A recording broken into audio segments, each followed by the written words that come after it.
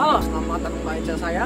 Kali ini kami lagi-lagi kembali dengan sebuah Mazda dan juga sebuah SUV, yaitu ini adalah Mazda CX-5 Touring tahun 2016.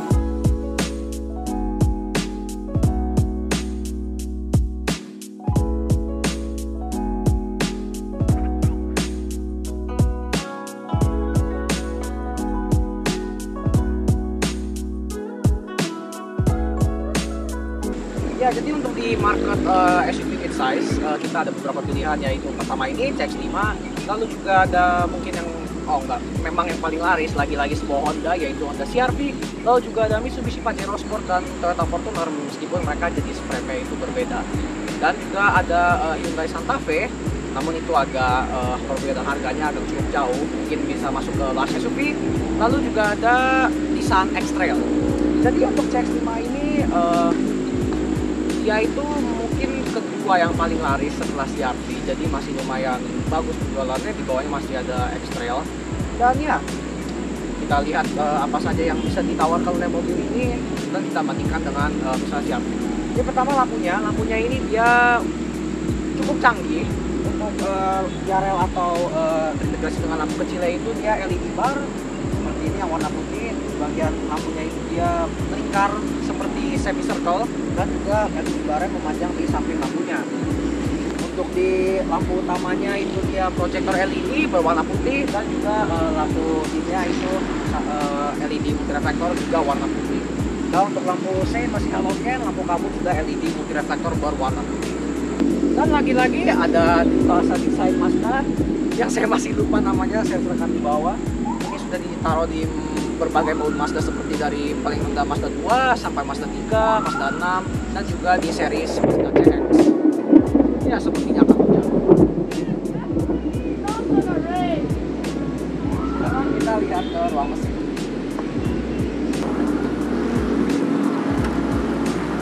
Ya ini menggunakan, karena ini tipe touring, dan ini menggunakan mesin 2488 cc, membuat tenaga 184 horsepower dan torsi 260 Nm.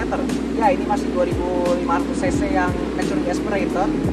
Dan ya, mereka itu meskipun dia ini NA dan 2000 cc, itu dia tenaga dan torsinya bahkan kurang lebih setara dengan CR-V yang 1,5 dengan turbo. Jadi ya mirip-mirip secara performa. Namun bedanya itu dia menggunakan transmisi matic konvensional, sedangkan CR-V menggunakan CVT. Itulah perbedaan. Lalu untuk velgnya, dia ini tidak terlalu beda jauh dengan misalnya CX-3. 5 palang yang sebenarnya 10 palang karena perpalangnya dalam 2 spoke, dan dia juga warnanya two-tone dengan hitam gloss dan silver. Untuk profil bannya itu mana ya?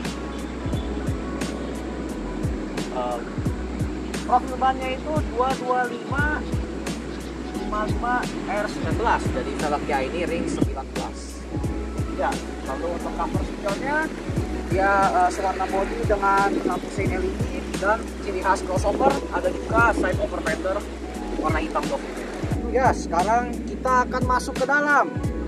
Agak windy day karena akan hujan, tapi ya. Jadi sebelum masuk ke dalam, door handle-nya ini dia model tarik, sewarna body dan ada akses smart key-nya, dan kuncinya ya smart key seperti Mazda lainnya, ada emblem Mazda, lock, unlock, dan kunci besinya. Jadi sekarang kita masuk ke dalam mobilnya.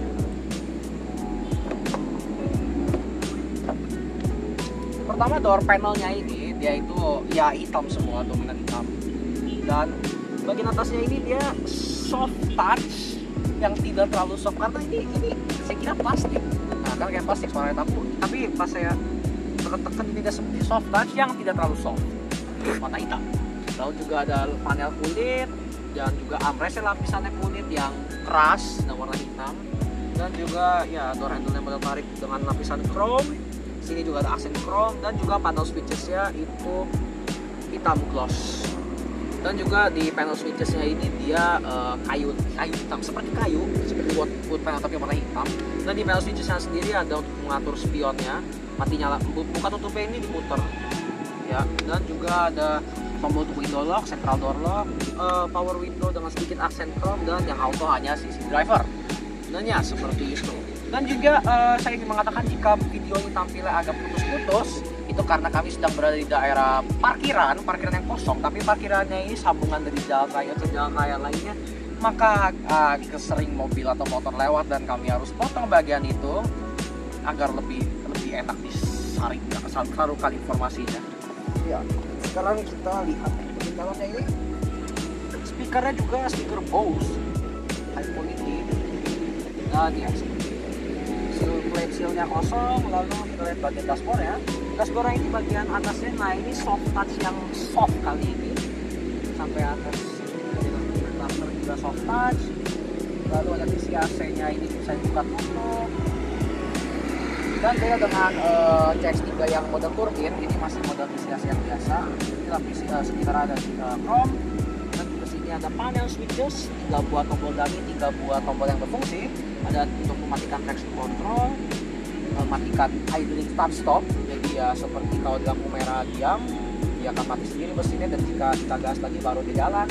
Dan ini ada tombol semua gambar exclamation mark dengan tombol dengan tulisan sense. Saya tidak tahu itu apa. Jika Anda tahu silahkan komentar di bawah. Dan sekitar sini setengahnya itu ada aksen kayu hitam ya itu tadi, dan juga ada aksen chrome di bawahnya. Ini yang tempat penyimpanan terbuka, dan ya seperti itu di dashboard ya. Ada mobil lewat. Lalu di bawahnya ada tuas untuk buka kap mesin.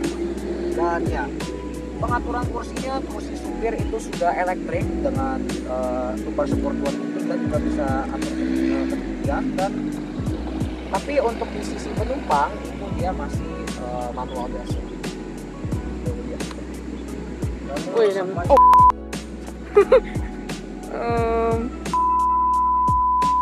Lalu di sunwiper sisi supir ada ready mirror dan juga kalinya ada lampunya juga.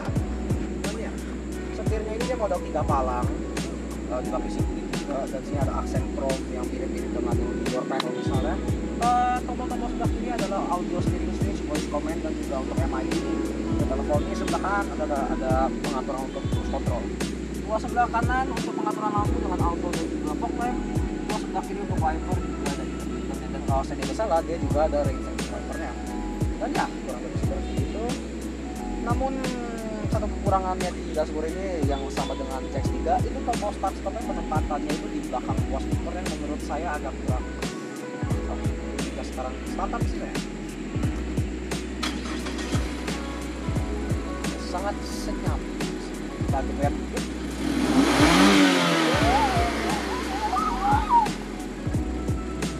Ya, oke, jadi untuk di semen masternya ini dia masih dominannya analog. Di sebelah kiri ada tachometer maksimal 8.000 rpm, rest line-nya 6.500, dan juga ada semua yang bisa untuk menunjukkan posisi transisi. Di tengah ada speedometer maksimal 200 km per jam, dan di sebelah kanan ada MID yang layar kalkulator. Jadi seperti itu. Ada outside temperature, average fuel consumption keseluruhan 10 liter per 100 km, jadi kurang lebih sekitar 10 km per liter. Lumayan mirip dengan 2.200 cc.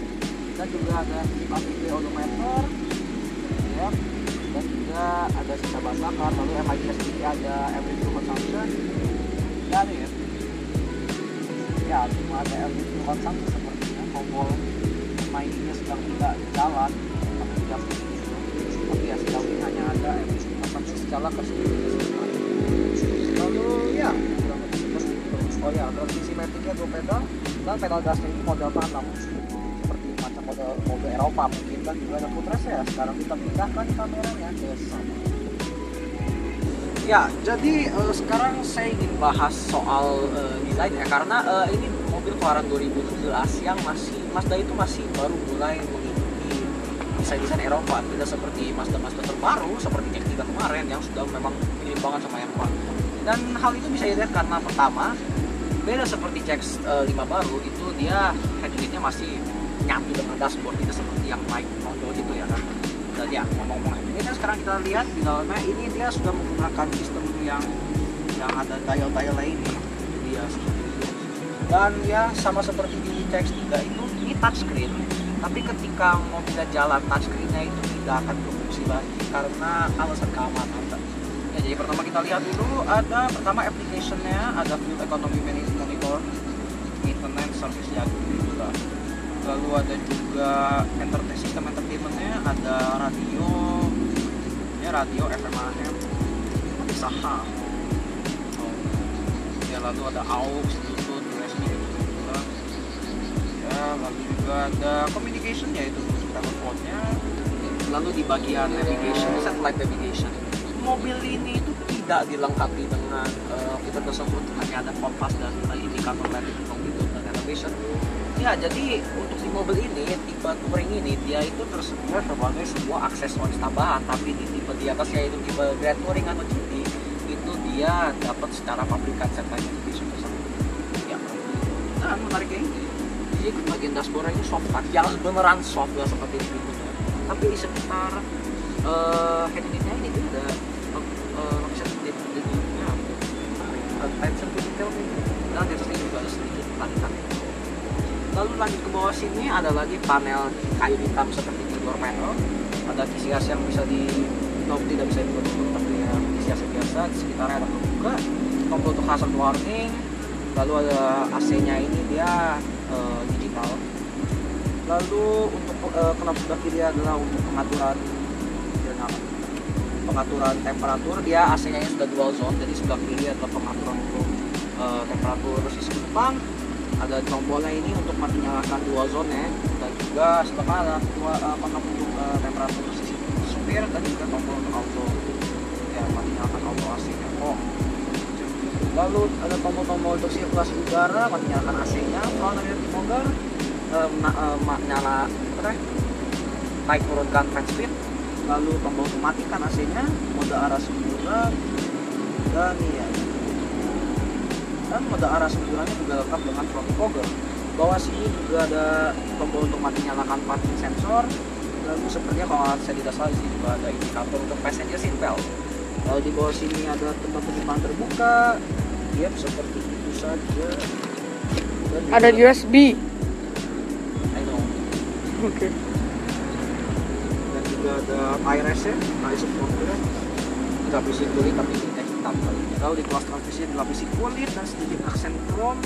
Di transmisi matic konvensional. Berapa speed? Mari kita lihat. Oh, dia nyambung di 2 kalau ini, tapi kalau saya tidak salah dia ini 6 percepatan kalau saya sertakan di bawah. Dan lalu juga ada untuk mode berkendara, ada sport dan biasa, cuma 2 itu. No eco for you. Lalu juga ada electronic parking brake, dan sini ada dial-dial untuk pengaturan head unitnya, ada tombol untuk entertainment, home, navigation, favorites, dan reverse, dan juga ada dial untuk mengaturnya, dan ada dial volume. Lalu sini ada 2 buah cup holder, tempat penyimpanan buka, dan juga ada armrest dilapisi kulit, dan juga sebagai center console box yang berbelah to away. Ini ada separatornya ini seperti tray, ketika dilepas dia cukup dalam tempat penyimpanannya, dan di bawah juga bersinar. Ya, seperti itu. Lalu juga ada glove boxnya ini dia soft open. Dia ada sedikit rasa soft open ini, tapi lumayan. Nope, it's not soft.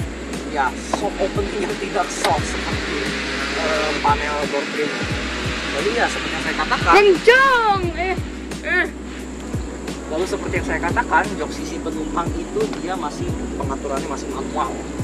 Ya, lalu sampai sisi penumpang dilapisi dilengkapi dengan vanity mirror dan juga lampu.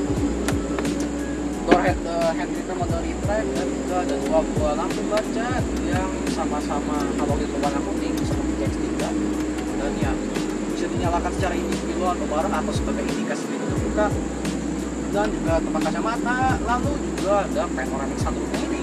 Untuk sunroofnya sendiri dia itu elektrik.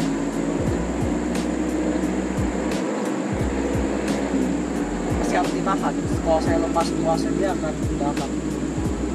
Dan juga untuk kamu sunroofnya ini dia manual, bukan pakai tangan. Namun kaca tengahnya ini dia sudah auto dimming. Yes, ini sebuah advantage dari CR-V yang masih menggunakan DNVB biasa. Lalu sekarang kita pindah ke belakang. Lalu sekarang kita berada di barisan kedua CX-5 ini. Kursinya dilapisi kulit sama seperti depan. Lalu ada 3 headrest tengah juga dapat, dan juga ada armrest. Dan dengan 2 buah cup holder ya begini, dan cukup lebar HP sebenarnya. Lalu ham di tengahnya ini tidak terlalu tinggi, jadi memang tidak nyaman duduk di tengah ini, tapi not too bad. Nah, lalu ya seperti itu ada seat back pocket, lalu apa hand grip, lampu. Nah kali ini tidak seperti CX-3, dia ini di belakang ada 2 buah lampu baca yang benar-benar lampu baca bisa dinyalakan secara individual, tidak seperti CX-3 yang nyambung sama di depan lampu kabin. Nah, ya seperti itu di belakang sini polos. Dan dalam segi legroom ini kurang lebih posisi seperti saya di mobil ini. Legroom cukup memadai, kartunya juga lumayan bagus. Jadi ya ini kalau dibandingkan sama CR-V kurang lebih mirip sih. Jadi ya seperti itu. Lalu saya lupa mengatakan kalau mobil ini sebenarnya adalah versi facelift-nya dari CX-5 Gen 1. Nah bedanya ini ada beberapa perbedaan. Yang pertama itu lampu untuk belakang ya. Lampunya itu untuk di pre-facelift masih halogen, dan yang facelift ini sudah LED. Lampu belakangnya ini dia lampu malam terintegrasi dengan lampu stopnya juga, lampu stopper bagian yang ini dia LED, dan juga lampu sein dan lampu mundur masih halogen. Lalu sini ada emblem Skyactiv, emblem Mazda, dan emblem CX-5 sangat besar. Dan ya, kaca belakangnya lumayan lengkap dengan rear wiper, rear cover, dan high mount stop lamp, dan antenanya model shark fin. Lalu sekarang kita buka bagasinya. Bagasinya sudah menggunakan tombol elektronik. Ya, jadi space bagasinya ini kurang lebih mirip dengan CR-V, tapi ini mungkin lebih, namun dia tidak dapat isi barisan ketiga. Lalu sini ada parkiser yang disambungkan ke bagasinya seperti ini. Jadi ketika bagasi ditutup itu ia melindungi privasi dari isi bagasi Anda. Terus ini juga ada tuas ya. Sebelah kanan ini kursi barisan tengah itu dia pelipatannya 40 20 40. Jadi di belakang sini ada tuas berlipat porsi 40 ya, yang sebelah kanan. Tuh. Lalu sebelah kiri ada 2 tuas. Yang pertama untuk berlipat porsi 20-nya sendiri, dan yang kedua itu untuk berlipat 40 sama 20 barengan. Ya. Dan juga di bawah sini ada ban serep model kaleng. Dan juga ada beberapa banyak. Kalau sini juga ada lampu bagasi halogen berwarna kuning. Seperti itu. Ya. Jadi kalau kita bandingkan mobil ini dengan CR-V, mobil ini secara ride quality lebih bagus menurut saya karena kabinnya lebih senyap dan juga ride-nya lebih empuk, lebih nyaman. Dan juga ketika diajak lembut itu dia lebih stabil lah ya. Dan ya secara fitur itu dia lebih banyak, dan untuk tipe tertinggi dari mobilnya yaitu Grand Touring, dia ada beberapa safety feature seperti front collision mitigation yang tidak ada di bahkan CR-V Prestige sampai baru-baru ini CR-V baru di facelift. Namun versi pre-facelift dan generasi sebelumnya belum ada fitur seperti itu. Dan secara performa mereka itu kurang lebih mirip, hampir persis. Torsinya untuk mobil ini menang 10 Nm dan tenaganya ini kalah 3 horsepower, tapi mesinnya tentu saja berbeda karena ini adalah 2500 cc naturally aspirated dan CR-V 1,5 liter turbo. Dan mungkin ada beberapa orang yang mengatakan CR-V lebih irit, namun tidak. CR-V yang saya kenal itu dia sekitar, saya dapatnya sekitar 6 km per liter, sedangkan mobil ini dapat 10. Kalau mungkin CR-V Anda bisa lebih irit, boleh komentar di bawah, itu bisa jadi perbandingan. Untuk mobil ini, kalau mobil yang ini CX-5 ini itu dia 10 km per liter. Jadi ya kurang lebih seperti itu. Hari sudah gelap dan syukurnya itu hari tidak hujan, meskipun tadi sempat mendung sekali, namun sekarang sudah gelap dan sudah waktunya saya harus pulang dan mengakhiri video ini. Jadi sekian dari saya. Jika Anda menyukai video ini, jangan lupa tekan tombol like. Jika Anda tidak suka, Anda tahu menekan tombol apa. Dan jika Anda ingin melihat konten seperti ini, This is awkward. tidak gue lagi. Ya harusnya kayak. Jadi jika Anda menyukai video ini, jangan lupa tekan tombol like. Jika Anda tidak suka, ya Anda tahu untuk tekan tombol apa. Dan jika Anda ingin melihat konten seperti ini lebih lanjut di masa depan, jangan lupa tekan tombol subscribe. Sekian dari saya, terima kasih telah menonton.